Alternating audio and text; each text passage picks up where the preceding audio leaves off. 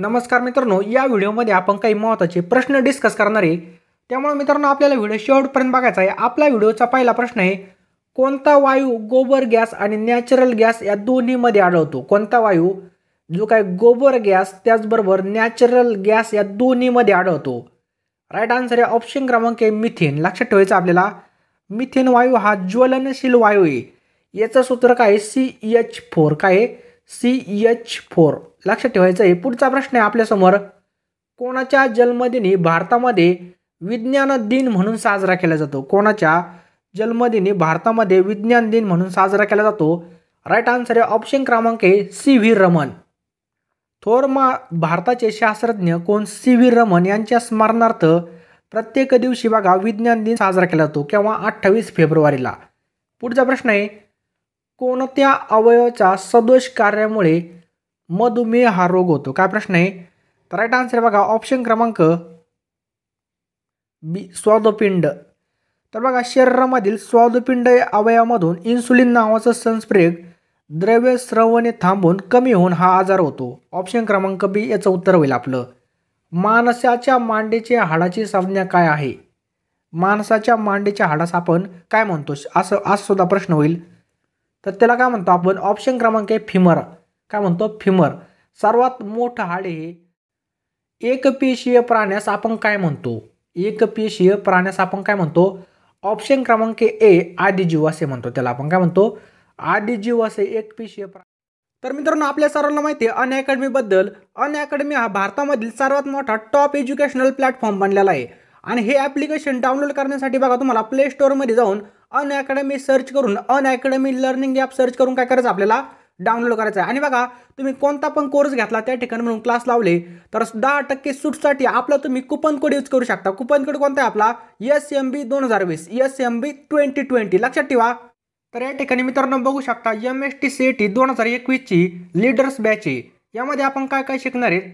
तर आपल्याला पूर्णपणे ट्रिक्स आणि पूर्णपणे पर्सेंटेज क्वेश्चन त्याचबरोबर mock test from top educator कडून आपल्याला शिकायला मिळणार आहेत। आणि बघा ते पण आपल्याला सप्तर्षी क्लासेस कडून। त्यामुळे मित्रांनो खाली लिंक डिस्क्रिप्शन बॉक्समध्ये टाकलेली, त्यावरती आपल्याला सर्व माहिती मिळून जाणार आहे। तर यामध्ये आपल्याला एकदम माफक फीमध्ये उच्च दर्जाचे आपल्याला क्लासेस मिळणार आहे आणि ते पण MHT CET 2021 साठी आपण तयारी करत असाल। सगळ्या लिंक आपण खाली डिस्क्रिप्शन बॉक्समध्ये टाकलेले आहेत। तर मित्रांनो या ठिकाणी बघू शकता तुम्ही फीज EMI हा नो कॉस्ट EMI आपल्यासाठी अवेलेबल आहे। 12 महिन्याचा प्लॅन बघा 14,850 रुपयाला आणि 6 महिन्याचा 12,150 रुपयाला प्लॅन आहे। पर मंथचा सुद्धा विचार करू शकता तुम्ही। या ठिकाणी बघू शकता स्क्रीनवरती सगळं। तर खाली डिस्क्रिप्शन बॉक्समध्ये आपण क्लिक केल्यानंतर MHT CET 2021 लीडर्स बॅच आपल्यासमोर ओपन होईल। तर बघू शकता कोणते कोणते टीचर आहेत, शिल्पा मॅडम आहेत त्याचबरोबर अमित सर आहेत। या ठिकाणी आपल्याला परिपूर्ण माहिती मिळणार आहेत आणि यामध्ये तुम्ही सबस्क्रिप्शन घेऊ शकता। खाली डिस्क्रिप्शन बॉक्समध्ये आपण सगळ्या लिंक टाकलेल्या आहेत। 6 नंबरचा प्रश्न आहे, आकाशाचा निळा रंग प्रकाशाच्या कशाचं उदाहरण आहे? आकाशाचा जो काही निळा रंग आहे ते प्रकाशाचं कशाचं उदाहरण आहे? व्हेरी व्हेरी इम्पॉर्टंट प्रश्न आहे। तर राईट आन्सर आहे बघा ऑप्शन क्रमांक बी प्रकाशाचं अपस्करण। कशाचं उदाहरण आहे? प्रकाशाचे अपस्करण। प्रकाशाचे अंगभूत रंगामध्ये विभक्तीकरण करण्याच्या नैसर्गिक घटनेस प्रकाशाचं अपस्करण असे म्हणतात। लक्षात ठेवायचं आहे। त्याचबरोबर याचं उदाहरण म्हटलं तर इंद्रधनुष्य। काय? इंद्रधनुष्य। खालीलपैकी कोणत्या प्रक्रियेमध्ये प्रकाश ऊर्जेचे रूपांतर रासायनिक ऊर्जेमध्ये होते? खालीलपैकी कोणत्या प्रक्रियेमध्ये प्रकाश ऊर्जेचे रूपांतर रासायनिक ऊर्जेमध्ये होते? तर राईट आन्सर आहे ऑप्शन क्रमांक सी प्रकाश संश्लेषण। वनस्पतीमध्ये अन्न तयार करण्यासाठी जी काही प्रक्रिया होते त्याला प्रकाश संश्लेषण असे म्हणतात। सापेक्षता सिद्धांत कोणत्या संशोधकाशी संबंधित आहे? जो काही सापेक्षता सिद्धांत आहे तो कोणत्या संशोधकाशी संबंधित आहे? तर राईट आन्सर आहे बघा ऑप्शन क्रमांक बी अल्बर्ट आइन्स्टाईन। कुणी मांडला? अल्बर्ट आइन्स्टाईन यांनी सापेक्षता सिद्धांत मांडलेला आहे। कांदा कापताना कोणता वायू बाहेर पडतो? कांदा कापताना कोणता वायू बाहेर पडतो? तर कांदा कापताना बघा सल्फर वायू बाहेर पडतो। कोणता? सल्फर वायू। पुढचा प्रश्न आहे, विद्युत प्रवाह मोजण्याचे यंत्र कोणतं आहे? विद्युत प्रवाह मोजण्याचं यंत्र कोणतं आहे? तर राईट आन्सर बघा ऑप्शन क्रमांक ए ॲमीटर। ॲमीटर हे विद्युत प्रवाह मोजण्याचं यंत्र आहे। अल्टिमीटर हे बघा उंची मोजण्याचं यंत्र आहे। कोणतं? उंची मोजण्यासाठी। हायग्रोमीटर कशासाठी वापरतात? तर वातावरणामध्ये पाण्याचे प्रमाण किंवा वायूचं प्रमाण मोजण्यासाठी उपकरण वापरतात. फोटोमीटर कशासाठी वापरतात तर प्रकाशाची तीव्रता मोजण्यासाठी फोटोमीटर वापरले जाते. पुढचा प्रश्न आहे, आम्ल पर्जन्यासाठी खालीलपैकी कोणता घटक प्रामुख्याने जबाबदार आहे? ॲसिड रेनसाठी खालीलपैकी कोणता घटक प्रामुख्याने जबाबदार आहे? तर राईट आन्सर आहे बघा ऑप्शन क्रमांक डी NO2 आणि SO2. NO2 आणि SO2. नायट्रोजन आणि सल्फाईडची ऑक्साईड ही आम्ल पर्जन्यामध्ये काय कारणीभूत असतात. ही ऑक्साईड एकदम धोकादायक असतात. पुढीलपैकी काय सोन्यासारखं दिसतं म्हणून त्याला आपण फुल्स गोल्ड असे म्हणतो? काय प्रश्न आहे, पुढीलपैकी काय सोन्यासारखं दिसतं म्हणून आपण त्याला फुल्स गोल्ड असे म्हणतो? तर बघा त्याला आपण काय म्हणतो, त्याला पायराईट असं म्हणतो. ते सोन्यासारखं दिसतं त्याला म्हणून आपण काय म्हणतो, फसवणारं सोनं असं म्हणतो. आणि त्याचं रेणुसूत्र काय FeSO2. काय FeSO2. पुढचा प्रश्न बघूयात आपण, इंडोसल्फान हे कशाचं उदाहरण आहे? इंडोसल्फान हे कशाचं उदाहरण आहे? एकदम IMP प्रश्न आहे. चला पटकन आन्सर द्यायचं, आपल्याला 3 सेकंद मिळतील. तर राईट आन्सर बघा हे कीटकनाशक आहे आणि त्याचं रासायनिक सूत्र खूप मोठं आहे. C9H6 CI6 आणि O35. पुढचा प्रश्न आहे, रक्ताच्या कर्करोगासाठी खालीलपैकी कोणती संज्ञा लागू होते? रक्ताच्या कर्करोगासाठी खालीलपैकी कोणती संज्ञा लागू होते? तर राईट आन्सर आहे बघा ऑप्शन क्रमांक ए ल्युकेमिया. कोणती संज्ञा लागू होते? ल्युकेमिया. तर बघा रक्ताचा कर्करोग झाल्यास त्यास ल्युकेमिया म्हणतात आणि इतर कर्करोगापेक्षा हा कर्करोग बघा एकदम असा खतरनाक असतो. मृतोपजीवी सजीव कोणता आहे? काय प्रश्न आहे, मृतोपजीवी सजीव कोणता आहे? एकदम IMP प्रश्न आहे. तर राईट आन्सर बघा याचं ऑप्शन क्रमांक किण्व. ऑप्शन क्रमांक सी किण्व. किण्व हा एकपेशीय आहे आणि त्यामध्ये कलिकायन पद्धतीने प्रजनन होते. आणि मृतोपजीवी म्हणजे काय, मृत सजीवावर जगणारा. सर्व इंधनात कशाची कॅलरीचं मूल्य सर्वात अधिक आहे? सर्व इंधनामध्ये कोणत्या इंधनाचं सर्वात जास्त कॅलरीचं मूल्य सर्वात जास्त आहे? तर राईट आन्सर आहे बघा ऑप्शन क्रमांक बी हायड्रोजन. कशाचं मूल्य सर्वाधिक आहे? हायड्रोजन. आणि हायड्रोजन हा एक अधातू आहे आणि तो ज्वलनशील मूलद्रव्य आहे. याचा अणुअंक किती आहे? 1 आहे. पुढचा प्रश्न बघूयात आपण, ध्वनीचा वेग कशामध्ये सर्वात जास्त असतो? तर ध्वनीचा वेग हा सर्वात जास्त स्नायूमध्ये असतो आणि तो सर्वसाधारण वेग किती असतो? 343 मीटर प्रति सेकंद. पुढचा प्रश्न बघूयात आपण, ऊर्जेचे उत्तम स्रोत काय आहे?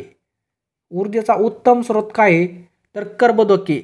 कर्बोदके. सजीवाला सर्वात जास्त ऊर्जा कर्बोदकापासून मिळते. प्राण्यांमधील सर्वात मोठा संघ कोणता आहे? प्राण्यांमधील सर्वात मोठा संघ कोणता आहे? तर राईट आन्सर बघा ऑप्शन क्रमांक डी अर्थपोडा. कोणी? अर्थपोडा. या संघामध्ये 6 पायाचे किडे, कीटक, माशा यांचा समावेश होतो. उदाहरणार्थ मकडी, माशा आणि इच्चू. खालीलपैकी कोणत्या झाडाचे आधारमुळे असतात? खालीलपैकी कोणत्या झाडाचे आधारमुळे असतात?